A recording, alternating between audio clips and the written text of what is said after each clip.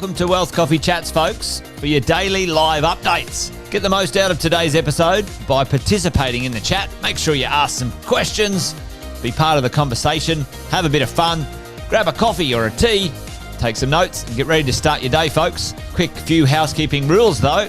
No spamming, no advertising or self-promotion in the chat. That's not on. Be kind and respectful to everyone when participating.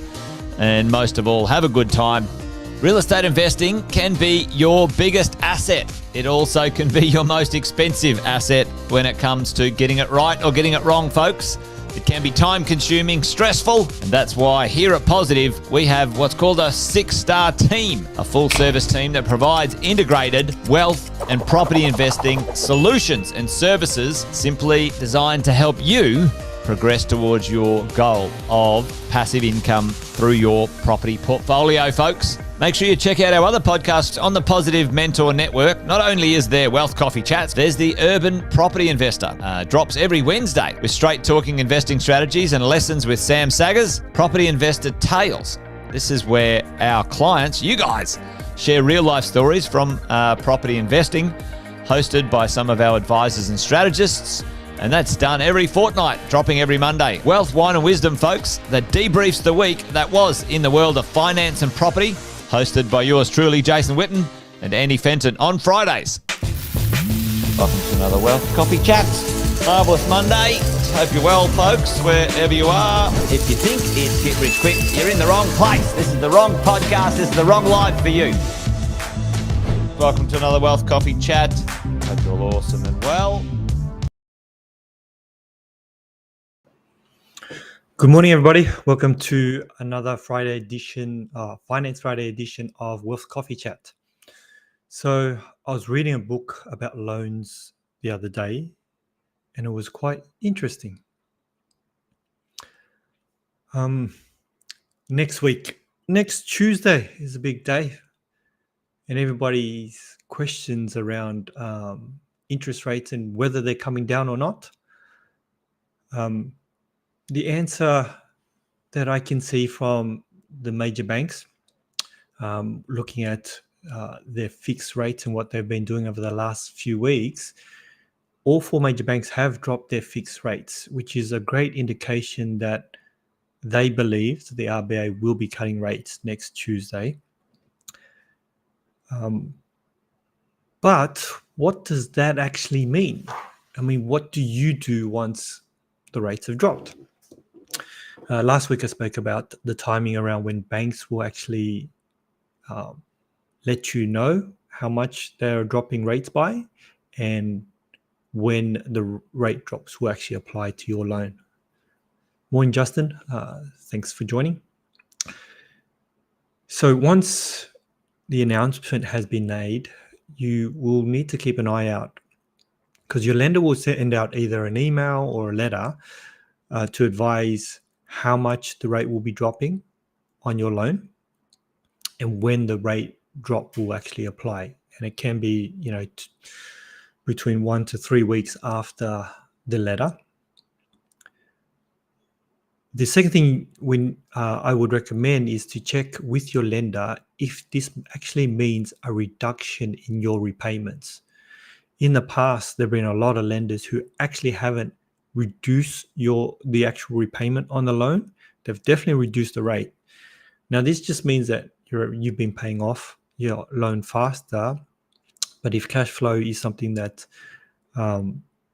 is a concern, then you will need to keep an eye out on the repayments and whether that actually has been reduced. And if it hasn't, reach out to them and let them know that you would like to reduce it to whatever the minimum repayment is, depending on your repayment cycle, whether it's weekly, fortnightly, or monthly. It is also a really good time to have a chat with your broker to see what else is there in the market. Now, once the rates have dropped, there tends to be a lot of shuffling around for the lenders, which means that there may be some lenders out there who are going to have really attractive rates, and the reduction in the interest rate may put you in a position to be able to take advantage of that. So it's worth actually having a conversation with your broker getting the value of your property checked, because that could also influence how much influence the interest rate that some of the lenders can actually charge you. Now, I just wanted to actually share with you one of my broker's clients. Last week, one of my broker's clients came back to the broker and spoke to him about lending, as he needed to finalize a purchase. And the situation arose that a few months back, the client said the lenders called him up and actually spoke to him about taking a break from his repayments. Now, the client thought, hey, that sounds like a really good idea. If you're willing to, let me not pay my loan for 6 months, and I'll take you up on that. Now, the client didn't need this. The clients had, over $100,000 in their offset account. But by saying yes to the lender, the clients actually agreed to being on financial hardship. Now, whether the bank should have done this is another question. But I wanted to share this because by saying yes to this and not understanding the full impact of it, it actually resulted in the clients not being able to refinance their loan with a top tier lender. So they've had to go to a non-conforming lender and do a temporary loan because they needed to complete this purchase. If it sounds too good at the time, we have to be vigilant. We have to ask the questions. And we have to take the opportunity to go away and think about whether that is actually going to be beneficial for us and what the actual impact is. If it's too good to be true, then what is the actual catch? Unfortunately for this client, they've had to learn that the hard way. It was great that they still had a solution, but a phone conversation ended up costing them tens and thousands of dollars in interest. So the thing I want everybody to remember is that banks do not want you to stop paying their loans, because if you stop paying the loans, it actually costs them money. So by the client saying yes, what he agreed to is financial hardship. Now, I guess the question is, what is financial hardship? There's two types of financial hardships. There's the first one, which is temporary. So temporary financial hardship means there's a reduction or a defer in the regular repayments for an agreed period of time. And then there's a permanent variation, which is an amendment to your actual loan contract. So what you're doing there is asking the lender to extend the term of the loan, which will actually mean that there's a reduction in the monthly loan repayment. How long does financial hardship stay on your credit file? Financial hardship stays on your credit file for a year.